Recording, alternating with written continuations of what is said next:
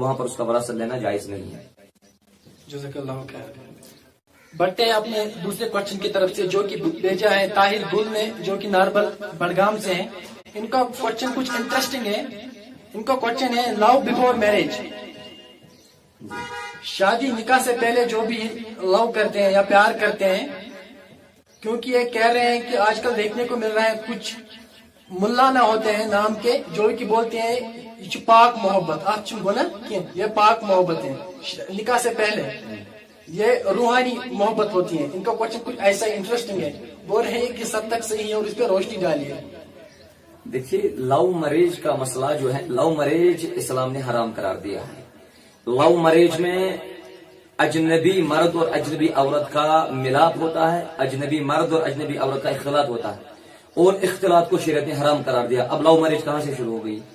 ये love marriage से उसको आगे बढ़ाना, फिर कहते हैं कि हमने पाक किया है, ये तो नापाक, ये तो मिम्बा भी अवला नाप, ये दोनों नापाक, क्योंकि इन्होंने एक दूसरे के साथ जो गाड़ियों में मुलाकात की, एक दूसरे के साथ जो पार्कों में मुलाकात की, एक दूसरे के साथ जो फोन पे बातें की, वो तो हराम है। अब इनके रिश्ते की बुनियाद जब हराम की, तो इनका रिश्ता कहां से पाक हो सकता है जैसा? तो इस सिलसिले में हम यही कहेंगे कि लव मैरिज इस्लाम में जायज नहीं है, किसी भी सूरत में लव मैरिज इस्लाम में जायज नहीं। हाँ, अलबत्ता मैरिज लव कर सकते हैं।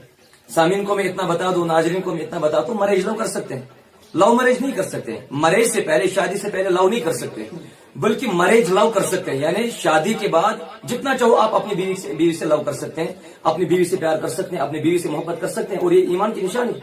शादी के बाद बीवी से मोहब्बत करना, शादी के बाद बीवी से मुलातफत इख्तियार करना, ये तो इबादत है। लेकिन शादी से पहले एक मर्द का एक औरत के साथ ताल्लुक रखना, ये शरीयत ने हराम करार दिया।